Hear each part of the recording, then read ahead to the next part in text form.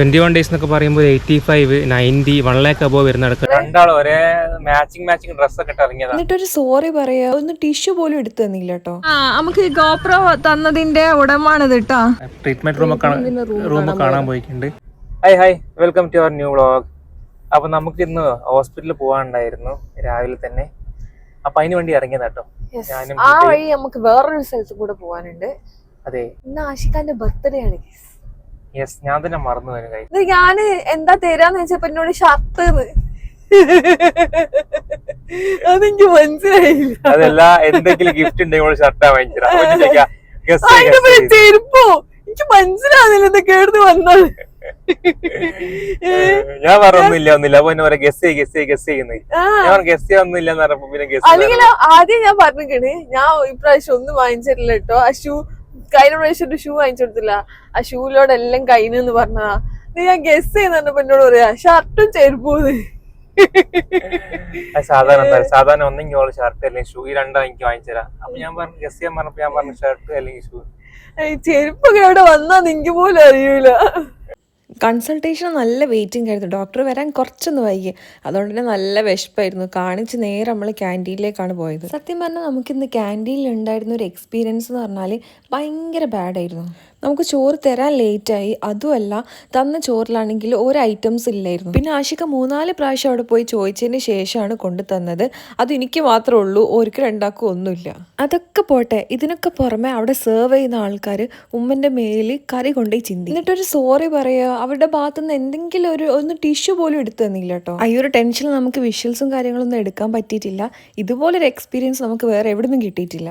അപ്പോൾ ഞാനും ഉമ്മയും ഹിബൻ്റെ അമ്മയും കൂടി നമ്മളെ പോസ്റ്റ്നാറ്റലിൻ്റെ ഫസ്റ്റ് സ്ഥലത്ത് കാണാൻ വന്നതാണ്. ഇപ്പോൾ ലേവാ മയക്കെടുക്കണോ? ഫസ്റ്റ് ലൊക്കേഷനിൽ കാണാൻ വന്നതാണ്. ഇവിടെ കുഴപ്പമൊന്നുമില്ല. ഇനി ഇവിടുത്തെ ഡീറ്റെയിൽസും കാര്യങ്ങളൊക്കെ ചെക്ക് ചെയ്യണമല്ലേ? എന്നിട്ട് ഓക്കെ ആണെങ്കിൽ കണ്ടിന്യൂ ചെയ്യും, അല്ലെങ്കിൽ അടുത്ത് പോയി നോക്കണം അല്ലേ?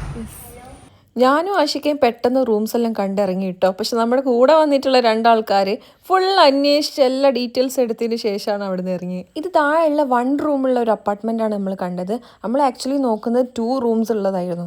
അങ്ങനെ നമ്മൾ എന്താ പറയുക, ഫസ്റ്റായിട്ടൊരു സെൻറ്റർ കാണാൻ വന്നതാണ്. അപ്പോൾ നമ്മൾ എൻ്റെ അമ്മയുണ്ട്, ഇവളമ്മയുണ്ട്. അപ്പോൾ ഓല് പിന്നെ 2 ആൾക്കാരെ കഥ പറയാൻ കിട്ടിയപ്പോൾ പിന്നെ അതും പറഞ്ഞിരിക്കുകയാണ്. പിന്നെ എന്താ പറയുക, മരുന്നിൻ്റെ എന്താ പറയുക ട്രീറ്റ്മെൻറ്റ് റൂം കാണാൻ പോയിട്ടുണ്ട്. അപ്പോൾ എന്താ പറയുക, അപ്പോൾ നമ്മൾ ജസ്റ്റ് ഒന്ന് വന്നേ ഉള്ളൂ. നമ്മൾ കുറേ നോക്കുന്നുണ്ട്, ഒരു 4-5 എണ്ണം കൂടി നോക്കുന്നുണ്ട്. അപ്പോൾ ഫസ്റ്റത്തേതായിട്ട് കണ്ട്, പക്ഷേ കഴിയുമ്പോൾ നല്ല അല്ലേ, സൗകര്യങ്ങളും കാര്യമൊക്കെ ഉണ്ട്. അപ്പോൾ അങ്ങനെയൊക്കെയാണ് അല്ലേ? അങ്ങനെയൊക്കെയാണ്. അതെ. അപ്പോൾ നമ്മൾ രണ്ടാളെയും കൂട്ടിയതാണ് ഒരു ഇതിന് വേണ്ടിയിട്ട്. ഒരാണെങ്കിൽ ഓരോ ധൈര്യത്തിന് വേണ്ടിയിട്ട്. അപ്പോൾ ഇവരാണെങ്കിൽ ഓരോരുത്തരെ കാണുമ്പോൾ നമ്മളെ നാട്ടിൽ പരിചയമുള്ള ആൾക്കാരന്മാരിയാ കഥ പറഞ്ഞിരിക്കും. പിന്നെ ഇറങ്ങണമെങ്കിൽ 10 മിനിറ്റ്. അപ്പോൾ ഞാനും ഇവിടെ ഇങ്ങനെ പോസ്റ്റ് ആയപ്പോൾ ഞാൻ വിചാരിച്ച ഒരു വ്ളോഗ് എടുക്കാമെന്ന്. അപ്പോൾ നമ്മൾ ഇതിൻ്റെ വ്ളോഗിൻ്റെ ബാക്കി ഇങ്ങനെ എടുക്കാമെന്ന് വിചാരിച്ചെന്നാ അല്ലേ? ഞങ്ങൾ ബാക്കി വിശേഷങ്ങൾ ഇങ്ങനെ കാണിച്ചു കൊടുക്കലവർക്ക്. അപ്പോൾ നമ്മളെ ഫസ്റ്റത്തത് കണ്ട് ഇറങ്ങി വരാണ്. നിങ്ങൾ രണ്ടാളുടെ അഭിപ്രായം എന്താ? അത് നിങ്ങളങ്ങനെ ഒളിച്ചിക്കല്ല, നടുവിലേക്ക് വാ. രണ്ടാള് അപ്പുറത്ത് കാണാൻ രണ്ടാളും ഒരേ മാച്ചിങ് ഡ്രസ്സൊക്കെ ഇട്ട് ഇറങ്ങിയതാ. ഇതല്ലേ നിങ്ങൾ ശ്രദ്ധിച്ചില്ലല്ലോ? അത് ഞാൻ ഇവ ഇപ്പൊ ശ്രദ്ധിച്ച പറഞ്ഞ ഇവ നോക്കുമ്പോ കറക്റ്റ് രണ്ടാളും മാച്ചിങ് ഡ്രസ്സൊക്കെ ഇട്ട് ഇറങ്ങിയത്.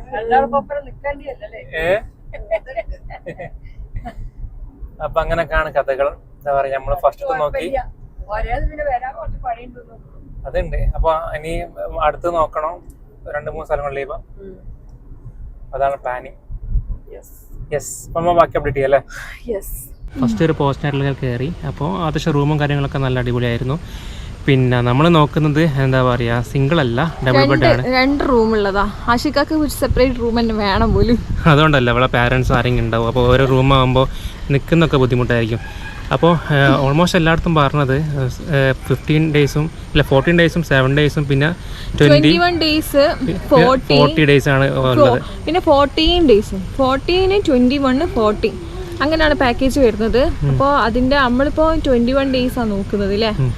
ഒരു 81, 79 അങ്ങനെയൊക്കെ. അല്ല, അത് 14 ഡേയ്സിനാണ് 72 വരുന്നത്. 14 ഡേയ്സിന് ഒരു എന്താ പറയുക, 21 ഡേയ്സ് എന്നൊക്കെ പറയുമ്പോൾ 85, 90, 1 lakh above വരുന്നിടക്ക് ഉണ്ട്. നമ്മൾ കുറേ സെൻറ്റേഴ്സിൽ പോയപ്പോൾ അങ്ങനെ വരുന്നത്. പിന്നെ എന്താ വെച്ചിട്ടുണ്ടെങ്കിൽ നമ്മൾ കുറേ റിവ്യൂ നോക്കുന്നുണ്ട്. കാരണം ഇതിൽ മെയിനായിട്ട് വേണ്ടിയത് എന്താ പറയുക ഫുഡും കാര്യങ്ങളും നല്ല ട്രീറ്റ്മെൻ്റ് ആണ്. അപ്പോൾ നമ്മൾ കുറേ ഒക്കെ സജസ്റ്റ് ചെയ്തെന്ന് വെച്ചിട്ടുണ്ടെങ്കിൽ ട്രീറ്റ്മെൻ്റ് ആണ് മെയിനായിട്ട് നോക്കേണ്ടത്. ചില സ്ഥലത്ത് നല്ല ഫുഡും ആംബിയൻസും ഒക്കെ അടിപൊളിയായിരിക്കും, പക്ഷേ ട്രീറ്റ്മെൻറ്റ് ഒരു എവറേജ് ആയി പോകുന്നുണ്ട്. അപ്പോൾ ഫുഡും നോക്കണം. അതേമാതിരി തന്നെ 8 നേരം ഫുഡ് തരുന്ന സ്ഥലങ്ങളുണ്ട്, 11 നേരം തരുന്നതുണ്ട് അല്ലേ? അങ്ങനെ എന്തൊക്കെയോ പറഞ്ഞു. 8 നേരം എന്തായാലും ഓൾമോസ്റ്റ് എല്ലാ സ്ഥലത്തും 8 നേരം തരുന്നുണ്ട്. പക്ഷെ ചില സ്ഥലങ്ങളിൽ അതിൽ കൂടുതൽ, പക്ഷെ 8 നേരത്തെ തന്നെ നമുക്ക് ധാരാളമാണ്. പിന്നെ ഔട്ട് സൈഡേഴ്സ് വെച്ചിട്ടുണ്ടെങ്കിൽ ചില സ്ഥലത്ത് ബേബിന്റെ കെയറിങ് ഇല്ല, അതായത് പാരന്റിന്റെ മീൻസ് അവിടെയുള്ള ആ ആളെ മാത്രമേ നോക്കുള്ളൂ, ബേബിനെ കെയർ ചെയ്യാത്ത സ്ഥലങ്ങളും ഉണ്ട്. അതെ, ഇല്ല നമുക്ക് ഓൾറെഡി ഇപ്പോൾ 2 ഓപ്ഷനാണ് വരുന്നത്. നമ്മൾ പണ്ട് മുതലേ ഫോളോ ചെയ്യുന്ന 8000 വെച്ചുകൂടെ, പിന്നെ ഇതും. പക്ഷെ നമുക്ക് തോന്നുന്നത് ബെറ്റർ കുറച്ചുകൂടി നല്ല പോസ്റ്റ് നാറ്റൽ കെയർ തന്നെ ആയിരിക്കില്ലേ. അപ്പോൾ അതുകൊണ്ടാണ് നമ്മളിങ്ങനെ കുറച്ച് നല്ല നല്ല സെൻറ്റേഴ്സൊക്കെ പോയി നോക്കുന്നത്. അപ്പോൾ ഈ പ്രാവശ്യം ഇപ്പോൾ ആരുമില്ലേ, നമ്മളോലൊക്കെ വീട്ടിലാക്കി വെറുതെ ഞാനും ഇവളും വന്നൊരു വ്ളോഗ് എടുത്തതേ ഉള്ളൂ അല്ലേ. ഇതിന്റെ വീടിന്റെ അടുത്തുള്ള സ്ഥലങ്ങളായിട്ട് ഇത് ഞാൻ കാണിച്ചുതരാം. ഇത് ഹിബന്റെ വീട്ടിൻ്റെ അടുത്തുള്ള സ്ഥലമാണ്. ഞാൻ ഇവളെ വീട്ടിൽ നിൽക്കാൻ വരുന്ന സമയത്തൊക്കെ അധികം ഇവിടെ വന്ന് നിൽക്കുകയാണ്. നമ്മളെ കൂടെ നമുക്കൊരു തോണിയുണ്ട് കേട്ടോ, നമുക്ക് സ്വന്തമായിട്ട് തോണിയുണ്ട്. അതുപോലെ കാക്കൊക്കെ ഒരു തോണി ഉണ്ടായിട്ടുണ്ടെങ്കിൽ ഇവര് ഫ്രണ്ട്സ് എല്ലാം കൂടി വന്ന് ഷെയർ ചെയ്ത് വാങ്ങിച്ചിട്ടല്ലേ. അതെ, ഇവിടെ ഞാൻ കാണിച്ചു. ഇവിടുന്ന് സ്ഥിരമായിട്ട് ഈ മുരുകർച്ചി, അതേമാതിരി തന്നെ ഇവര് കല്ലുമ്മക്കായ വളർത്തുന്നുണ്ട്, ഫിഷ് വളർത്തുന്നുണ്ട് അല്ലേ. അതാ അവിടെ ഇങ്ങനെ ഒരു കുറ്റി കുറ്റി കുറ്റി പോലെ അതൊക്കെ അവിടെ മീൻ വളർത്തുന്ന സ്ഥലമാണ്. ഫോണിലാരാ? ആ, നമുക്ക് ഗോപ്രോ തന്നതിന്റെ ഉടമാണിത് കേട്ടോ. കാണുന്നുണ്ടോ അതില്? ഇതിപ്പോഴാണ് ഉപയോഗിക്കാൻ തുടങ്ങിയത്. ഇതിന്റെ ബാറ്ററി മാറ്റി സ്റ്റിക്ക് വാങ്ങിച്ച് അങ്ങനെ പല സംഭവങ്ങളും നോക്കിയിട്ട് ഇപ്പൊ സെറ്റ് ആക്കിയതാ. അതെ, നമ്മള് അതിന് ബോക്സ് രണ്ടാ എന്താളാട്ടോ കൈസ്. നമുക്ക് വെള്ളത്തിലിട്ടിട്ട് ബാറ്ററി പോയെന്ന് എനിക്കൊരു സംശയമുണ്ട്. നീ വന്ന ബാറ്ററി അടിച്ചു പോയിനു. ഞാൻ പുതിയ വണ്ടി വാങ്ങി. ഏത്? Premier Padmini 1974 model. എവിടെ സാധനം? എവിടെ? അത് തൃശ്ശൂരിന്ന് ഒരു ചങ്ങായി എത്തിക്കും, മറ്റന്നാൾ എത്തിക്കും. അത് പറഞ്ഞിട്ട് സത്യം കിട്ടോ? അങ്ങനത്തെ സാധനങ്ങളൊക്കെ വാങ്ങിക്കൂ. ഇതിനുമ്പ് വാങ്ങിച്ച ജീപ്പ് ഏതേനു? വില്ലീസ്. ഇത് അവന്റെ ഭ്രാന്താണല്ലേ, ഇങ്ങനത്തെ എന്താ ഓൾഡ് സാധനങ്ങളാണ്. ഇത് മറ്റേ സാധനല്ലേ, ക്ലിപ്പ് അതാണ്, ആ ആളാണ്. ബാസിനോട് ഞാൻ ചോദിച്ചു ഓന്റെ തോണിക്ക് ഒറ്റ ഓടിക്കാൻ തരുമോ? ഇല്ലാന്ന് പറഞ്ഞാൽ അപ്പൊ ഒരു തോണിയാവും. നല്ല അടിപൊളി സ്ഥലമാട്ടോ എന്റെ വീടിന്റെ അടുത്തുള്ളത്. അവിടെ 2 കുട്ടികൾ മീൻ പിടിക്കാനുണ്ടോ? ഓൾക്ക് ഒറ്റ ഒറ്റൊരു കുഞ്ഞിരുമീനായിട്ട്. ഈ തോണിയിലുള്ളത് മറ്റേ മുരു. ഇത് നല്ല ഫ്രൈ ചെയ്താലൊക്കെ ഭയങ്കര ടേസ്റ്റാ. ഇവരൊക്കെ തിരികെ നല്ല വെയിലാണ് ഇവിടെ.